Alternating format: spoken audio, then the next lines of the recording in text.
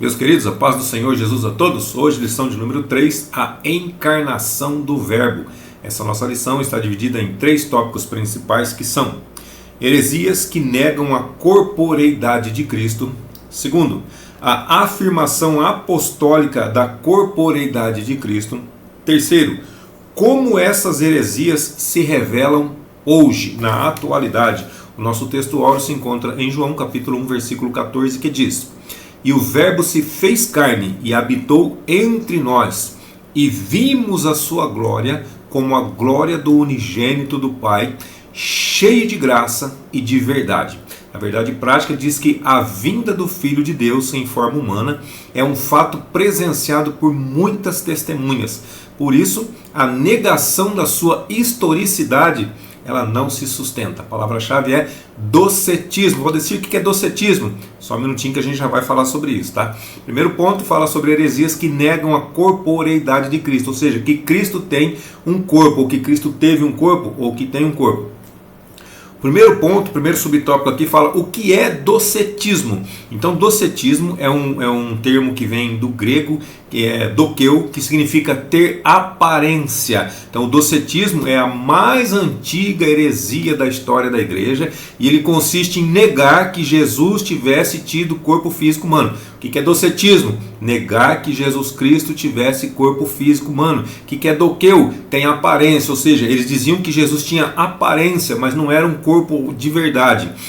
Sua humanidade era simplesmente uma aparência. Da mesma forma como nós falamos sobre um fantasma. Nem existe fantasma, né? Mas é o que eles dizem, tá? Docetismo, negar que Jesus tivesse tido um corpo físico. Ficou claro para você? Então entra o segundo subtópico, que diz que o que os docetas são aqueles que ensinavam sobre o docetismo, tá? Então o que os docetas ensinavam sobre Jesus? Então os seguidores dessa heresia, eles ensinavam muitas coisas fora das escrituras e também contrárias à palavra de Deus. O nosso enfoque aqui, ele destaca a humanidade de Jesus como verdadeiro homem. Lucas, ele descreve um começo muito humano. Jesus, ele teve parentes, Jesus, ele teve amigos. Olha só, Lucas 1, capítulo 1, versículo 5. Existiu no tempo de Herodes, rei da Judéia, um sacerdote chamado Zacarias, da ordem de Abias, e cuja mulher era das filhas de Arão, e o seu nome era Isabel. Então aqui tem Zacarias, que era o sacerdote, e Isabel era sua esposa. Versículos 4, Lucas capítulo 2, versículos 4 e 5. Esses aqui, na verdade, eram tios de Jesus, foram tios de Jesus. Lucas, foram pais de João Batista, tá? João o Batista. Lucas 2, capítulo 2, versículos 4 e 5 diz: E subiu também José da Galileia, da cidade de Nazaré, à Judéia, à cidade de Davi, chamada Belém, porque era da casa e da família de Davi, a fim de alistar-se com Maria, sua esposa, que estava grávida. Então, Zacarias e Isabel eram parentes de Maria, então eram tio e tia de Jesus. José e Maria eram pai e mãe de Jesus aqui na terra. José foi o pai que criou Jesus, porque o pai dele Jesus foi gerado pelo Espírito Santo em Maria. Então ele tinha também vizinhos e também tinha outros parentes. Lucas capítulo 1, versículos 36 e o versículo 58. E eis que também Isabel, como nós já falamos, né, tua prima, concebeu um filho em sua velhice, prima de Maria, né? Acaba sendo prima de Jesus também, né? Em sua velhice. E é este o 6º mês para aquela que era chamada estéril. E os seus vizinhos e parentes ouviram que tinha Deus usado para com ela de grande misericórdia e alegraram-se com ela. Então aqui está falando da humanidade de Jesus. Tinha vizinhos, tinha parentes, tinha familiares. Também tinha os pastores que foram visitá-la em Lucas capítulo 2, versículo 8. Também fala sobre Simeão e Ana. Ana, que estava constantemente no templo, que era uma viúva que contemplou Jesus. Simeão, que estava aguardando, Deus havia feito uma promessa para ele, que ele não morreria antes de ver a salvação de Israel. E quando ele pegou o menino Jesus no colo, quando ele pegou nos seus braços, ele entendeu que aquele era o Salvador. Então ele disse essa frase assim: pode despedir o teu servo em paz, que eu já vi a tua salvação. Então nós temos também o relato sagrado da infância de Jesus, que enfoca assim no seu desenvolvimento, tá? Em Lucas capítulo 2, versículos 40 e 52. E o menino crescia, está falando de Jesus, o menino crescia e se fortalecia em espírito, cheio de sabedoria, e a graça de Deus estava sobre ele. 52. E crescia Jesus em sabedoria e em estatura e em graça para com Deus e para com os homens. Jesus crescia tanto na horizontal como na vertical. Ele crescia de todas as formas, inclusive em estatura e em sabedoria também. O subtópico de número 3 diz o que os principais docetas diziam sobre Jesus. Lembra o que é doceta, né? Doceta que ensina o docetismo. Docetismo é aquele que nega que Jesus teve um corpo. O que os principais docetas diziam sobre Jesus? Então, nesse subtópico aqui, nós vamos falar de 3 pessoas específicas. Haviam mais pessoas, mas nós vamos citar só esses 3 aqui, tá? Então, vamos falar sobre Cerinto, não é Coríntios não, tá? Cerinto, Saturnino e Marcião. Cerinto, ele negava. Então, além de negar que Jesus veio em carne, ele negava o nascimento virginal de Jesus Cristo e ensinava o docetismo. Lógico, né? Já que ele era doceta, ele ensinava o docetismo. Ele foi contemporâneo do apóstolo João em Éfeso. Guarda essa informação que lá na frente a gente vai fazer uso dela também. Saturnino, ele era o principal representante do gnosticismo sírio. Ele ensinava que Jesus Cristo não nasceu, que Jesus Cristo não teve forma e também nem corpo. Ele foi simplesmente visto de forma humana em mera aparência, como a gente falou no princípio, como se fosse um fantasma. E também o Marcião é um outro heresiarca que fala heresias, né? Que negava ser Cristo verdadeiramente humano, mas quanto ao seu corpo, ele negava que Jesus era humano. Mas quanto ao seu corpo, a gente não sabe a opinião dele, se era apenas uma aparência ou uma substância etérea, né? Uma figura, figuradamente falando, uma figura celeste. Então, no entanto, a Bíblia declara de maneira clara que Jesus nasceu e também menciona até mesmo o local que Jesus nasceu. Mateus capítulo 2, versículo 1 diz: E tendo nascido Jesus em Belém da Judéia, ou então ele nasceu, né? No tempo do rei Herodes, o rei Herodes é uma figura histórica. Eis que uns magos vieram do Oriente a Jerusalém. Aí Lucas capítulo 2, versículo 11 diz também: Pois na cidade de Davi, a cidade de Davi é justamente Belém, vos nasceu hoje o Salvador, que é Cristo, o Senhor. Então quem reinava, ou quem era imperador naquela época, Lucas 2,1 diz: E aconteceu naqueles dias que saiu um decreto da parte de César Augusto. Não, César Augusto era o imperador daquela época, para que todo mundo se alistasse. Então a Bíblia também fala do corpo físico de Jesus. Aliás, o próprio Jesus fala do seu corpo, não é isso? João capítulo 2, versículo 21. Mas ele falava do templo do seu corpo, ou seja, a estrutura física. Aí o resumo desse tópico diz: Jesus, mesmo sendo Deus, tornou-se homem e desenvolveu-se física, intelectual e espiritualmente. Ele cresceu nessas 3 formas, nesses 3 âmbitos, e é os quais nós precisamos crescer também. Claro que alguns já cresceram, agora falta a expansão, né? Só que expansão do reino de Deus na nossa vida, e não expansão do nosso corpo, que isso vai ficar feio para nós mesmos. O segundo tópico fala sobre a afirmação apostólica da corporeidade de Jesus. Primeiro subtópico: o que era desde o princípio, está lá em 1 de João capítulo 1, versículo 1. Então os evangelhos sinóticos são evangelhos similares, evangelhos parecidos, Mateus, Marcos e Lucas. Então, quando fala evangelho sinótico, Mateus, Marcos e Lucas, tá? João não é sinótico. Então os evangelhos sinóticos apresentam Jesus ressaltando os seus aspectos humanos, ou seja, a sua exterioridade, ao passo que João, que não é um evangelho sinótico, reforça o aspecto divino, ou seja, revela o seu interior. Então 1 de João capítulo 1, versículo 1, somente a parte A do versículo diz o que era desde o princípio, que é o nosso subtópico. Então essa expressão é uma reiteração daquilo que o apóstolo afirma na introdução do evangelho que leva o seu nome, ou seja, o evangelho segundo escreveu João. No princípio era o verbo. Então João capítulo 1, versículo 1. Isso significa que o verbo ele já existia mesmo antes da criação. Pode dizer que criação? Criação lá de Gênesis capítulo 1, versículo de número 1, que diz: No princípio criou Deus os céus e a terra. Então, nessa criação aqui, Jesus já existia. Na verdade, foi ele que criou todas essas coisas, né? Se nós dermos sequência no Evangelho de João, vamos ver lá que está escrito, né, que ele criou todas as coisas, foram feitas por ele, e sem ele, nada do que foi feito se fez. João 1,14 diz assim: E o verbo se fez carne. Olha só a ênfase dele. E o verbo se fez carne, a palavra se fez carne, habitou entre nós e nós vimos a sua glória como a glória do unigênito do Pai, cheio de graça e de verdade. Então, olha a ênfase que ele dá. Ele não se contenta em dizer simplesmente que Jesus se fez carne, ou seja, que Jesus encarnou, que Jesus nasceu. Ele não se contenta com isso. Ele apresenta outros detalhes, como habitou entre nós. Então, além de se fazer carne, ele ainda ficou em nosso meio. E também nós contemplamos, nós podemos ver a sua glória. O segundo subtópico fala sobre a reafirmação apostólica. Então, o apóstolo, no caso João, reitera o que ele afirma na introdução do seu evangelho. 1 de João 1, versículo 1, capítulo 1, versículo 1, só que agora é a parte B do versículo, tá? O que vimos com os nossos olhos, o que temos contemplado, e as nossas mãos tocaram da palavra da vida, ou seja, tocaram no próprio Messias, no próprio Cristo.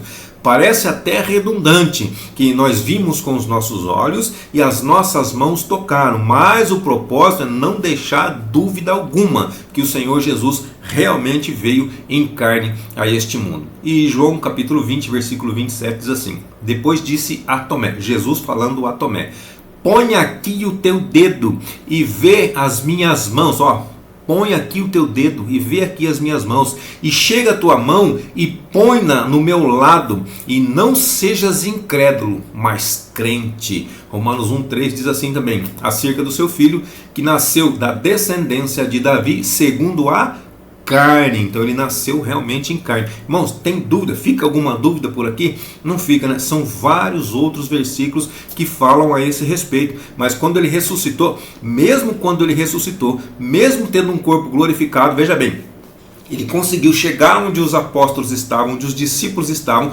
mesmo com a porta fechada, ele conseguiu passar e chegar onde eles estavam. Olha só, a porta trancada, e ele atravessou e chegou até lá, corpo glorificado. Porém, ele falou assim, toca aqui, toca aqui, sente a minha ferida, põe a mão aqui do meu lado, onde o soldado furou ele com a lança, pedindo para ele colocar a mão para que ele sentisse, para que ele visse que realmente era real a aparição de Jesus, que ele não era um fantasma. Então Jesus, ele padeceu nas mãos de um personagem da história, ou seja, só pode ser alguém da história também. Se alguém da história fez mal a ele, é porque ele também é um personagem da história. Atos 4, 27. Porque verdadeiramente contra o teu santo filho Jesus, que tu ungiste, se ajuntaram não só Herodes, personagem histórico, mas também Pôncio Pilatos, outro personagem histórico, com os gentios e também o povo de Israel. Ele padeceu na mão de todas essas pessoas. O terceiro subtópico fala sobre uma crença herética. João, ele viveu seus últimos dias na cidade de Éfeso. Lembra que eu falei para você guardar aquela informação? Pois é, Éfeso é a cidade de Cerinto, Doceta, Então o Doceta Cerinto era da mesma cidade de João, eles estavam no mesmo ponto. E ele, com essa heresia dele, com o docetismo, o dizer que Jesus não tinha um corpo físico, por isso que João precisou dar ênfase nisso daí, que Jesus realmente veio em carne, que Jesus habitou entre eles, que eles viram sua glória, que eles tocaram na pessoa... na pessoa de Jesus, exatamente por causa disso, porque havia um doceta ensinando coisas erradas, coisas falsas. João teve que insistir nisso daí. Então os escritos de João, tanto o Evangelho de João, como as 3 epístolas e também o Apocalipse, eles foram produzidos na última década do primeiro século, ou seja, nos anos 90. Jesus morreu no ano 36, Vamos arredondar certinho, Jesus morreu com 33 anos, então o certo seria, do 0 ao 33, seria o tempo que Jesus ficou aqui na Terra, não é isso? Então vamos colocar aqui que nos anos 90 depois de Cristo, João escreveu a sua epístola, entre 90 e 100. Então o docetismo, ele já, nessa época, nesse período, ele já se difundia entre os cristãos. Por isso que João esclarece de maneira direta como ele faz, ele dá ênfase nessa forma. 1 de João 4,2 diz assim: nisto conhecereis o Espírito de Deus. Todo espírito que confessa que Jesus Cristo veio em carne é de Deus. Aí vem o versículo de número 3. E todo espírito que não confessa que Jesus Cristo veio em carne não é de Deus. Então vocês já podem ver que está escrito, está na Bíblia, está na palavra de Deus. Confessou que Jesus Cristo veio em carne é de Deus. Não confessou confessou que Jesus Cristo não veio em carne, não é de Deus. Mas é o espírito do anticristo, o qual já ouvistes que há de vir. e eis que já agora está no mundo. Então, desde aquele tempo que Jesus morreu, desde o primeiro século, já haviam as pessoas falando desse jeito. Ou seja, o espírito do anticristo já estava pairando sobre a terra. Então, veja bem a gravidade dessa heresia. Se Jesus não teve corpo físico, corpo real, ele também não morreu. Se ele não morreu, ele também não ressuscitou. Se ele não ressuscitou, como que fica a nossa esperança de salvação? Tem alguma esperança de salvação? Jesus não existiu, não teve corpo, não morreu, não ressuscitou. O que adianta para nós? 1 Coríntios capítulo 15, versículos de 1 a 3, versículo 17 e versículo 18, só para ficar claro para a gente aqui. Também vos notifico, irmãos, o evangelho que já vos tenho anunciado, o qual também recebestes e no qual também permaneceis, pelo qual também sois salvos, se o retiverdes tal como vou-lo tenho anunciado, se não é que crestes em vão. Prestou atenção? Vocês são salvos através desse evangelho se vocês retiverem da mesma forma que eu tenho anunciado. Não é para mudar para lá, para cá, para a direita, para a esquerda de maneira nenhuma. É para manter dessa mesma forma. Versículo 3. Porque primeiramente vos entreguei o que também recebi, que Cristo morreu pelos nossos pecados, segundo as Escrituras, segundo a palavra. 17. E se Cristo não ressuscitou, é vã a vossa fé, e ainda permaneceis nos vossos pecados. 18. E também os que dormiram em Cristo estão perdidos. Então quer dizer, se Cristo não teve corpo, se Cristo não morreu, se Cristo não ressuscitou, que adianta a nossa fé? De que vale a nossa fé? Nossa fé não vale de nada. Então nós cremos, nós sabemos, nós acreditamos, nós temos a convicção, nós temos a certeza de que Ele veio em carne, e que Ele morreu, e que Ele ressuscitou. Então por essa razão, João chama os docetas de enganadores. Olha só, 2 de João, capítulo único, versículo de número 7, que diz assim: porque já muitos enganadores entraram no mundo, os quais não confessam que Jesus Cristo veio em carne. Esse tal é o enganador e o anticristo. Então, você vê porque ele chama de os docetas, ele chama de enganadores? Ficou bem claro aqui, ficou nítido, não é? Porque muitos enganadores entraram no mundo. Então ele começou com enganadores. Pode dizer, como que eu sei que o enganador é o doceta que ele está falando? Por causa da sequência do versículo. Os quais não confessam que Jesus Cristo veio em carne. Então esse é o docetismo, não é? O docetismo ele está chamando de enganador. Então não confessou que Jesus Cristo veio em carne, é doceta, é enganador. É o espírito do anticristo que está na pessoa. O resumo desse tópico diz que os evangelhos sinóticos apresentam Jesus ressaltando os seus aspectos humanos, ao passo que o evangelho de João revela o seu aspecto divino. O terceiro ponto fala sobre como essas heresias se revelam hoje, atualmente. Primeiro subtópico, quanto ao nascimento virginal de Jesus. Então, há movimentos que negam o nascimento virginal de Jesus, como os Mormons, que Joseph Smith é considerado o fundador. Tem um outro aqui também chamado Igreja da Unificação, que ela foi fundada em Seul, na Coreia, pelo Reverendo Moon. Você já deve ter ouvido falar, talvez não da igreja, mas do Reverendo Moon, que é muito conhecido, foi muito conhecido, né? Desculpe. Eles ensinam que Jesus Cristo não foi gerado pelo Espírito Santo. Eles negam a concepção e o nascimento virginal de Jesus, que é uma das marcas desse movimento. É o ensino moderno de Cerinto, né, e dos seus seguidores, que desde aquela época, desde o primeiro século, já ensinava que Jesus não tinha um corpo físico. Então a marca deles é essa daqui. E eles também negam que Jesus foi gerado pelo Espírito Santo. Então a Bíblia anuncia de antemão a concepção virginal de Jesus. Ela não anuncia, não só fala que aconteceu, ela diz lá atrás que iria acontecer e depois veio e se cumpriu e acabou realmente acontecendo. Isaías 7,14. Portanto, o mesmo Senhor vos dará um sinal. Eis que a virgem conceberá e dará à luz um filho e chamará o seu nome Emanuel. E também o seu cumprimento no Novo Testamento é histórico. Mateus capítulo 1, versículo 18 e 20. Ora, o nascimento de Jesus Cristo foi assim: que estando Maria, sua mãe, desposada, essa palavra que significa casada, tá? Eles só não se uniram ainda, mas o contrato de casamento já estava assinado, o documento de casamento já estava assinado. Desposada com José, antes de se ajuntarem, achou-se ter concebido do Espírito Santo. E projetando ele isto, eis que em sonho lhe apareceu um anjo do Senhor, dizendo: José, filho de Davi, não temas receber a Maria, tua mulher, porque o que nela está gerado é do Espírito Santo. Está mais claro que isso, impossível, né? Aí o anjo Gabriel também disse a Maria, Lucas 1,35: descerá sobre ti o Espírito Santo e a virtude do Altíssimo te cobrirá. Isso quando ela perguntou, mas como vai acontecer isso se eu sou virgem, se eu nunca conheci homem nenhum? Aí aqui é uma explicação do anjo Gabriel sobre como aconteceria, como Jesus seria gerado em Maria. Segundo subtópico, fala sobre quanto à morte e à ressurreição de Cristo. Basilides, que era também um cidadão lá do Egito, ele negava a crucificação de... Irmão, até isso, negar a crucificação de Cristo. Ele dizia que Simão, se lembra do Simão Sirineu que ajudou Jesus a carregar a cruz? Ele falava que esse Simão Sirineu, ele se transfigurou de uma tal forma que foi equivocadamente crucificado no lugar de Jesus, é claro, né? E que o populacho o tomou por Jesus. As pessoas o tomaram por Jesus, acharam que ele era Jesus, e que Jesus apenas presenciou a crucificação do seu sósia. Prestou atenção como é que é essa outra heresia aqui? Aí também tem o Alcorão, que é o livro sagrado dos muçulmanos, que ele declara que o Senhor Jesus ele não foi crucificado, que tudo não passou de uma simulação. Ele fala a mesma heresia que fala Basilides, é o que fala ali, não existiu essa crucificação, que também uma outra pessoa foi crucificada no lugar desse Jesus que eles dizem não ter sido crucificado. Então essa doutrina, ela contraria todo o pensamento bíblico e também os fatos históricos, né? 1 Coríntios capítulo 15, versículo 3 e 4 diz: porque primeiramente vos entreguei o que também recebi, que Cristo morreu por nossos pecados, segundo as Escrituras. E versículo 4: e que foi sepultado e que ressuscitou ao terceiro dia, segundo as Escrituras, segundo a palavra, segundo a história também. Tem documentos históricos, relatos históricos falando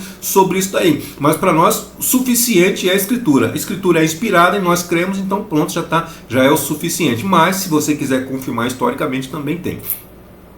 Terceiro subtópico fala sobre confirmação histórica. Então a confirmação bíblica histórica da morte de Jesus é fato incontestável. É fato incontestável. Historiadores não cristãos, judeus e romanos, eles atestaram a morte de Jesus, não do seu sósia, mas de Jesus. Flávio Josefo, que foi um historiador judeu, ele viveu entre 37 e 100 depois de Cristo, disse assim, acusaram-no perante Pilatos e este ordenou que o crucificassem. Isso aqui é história, isso aqui não é Bíblia, tá? Quer dizer, na Bíblia também está escrito, mas o que eu estou citando para você agora foi um historiador que citou. Tem um outro historiador aqui, um historiador romano, por nome Tácito, que viveu entre 55 e 117 depois de Cristo. Ele escreveu assim: aquele de quem levavam o nome Cristo foi executado no reinado de Tibério pelo procurador Pôncio Pilatos. Historiador também deixou bem claro aqui que foi Jesus que morreu e não seu sósia.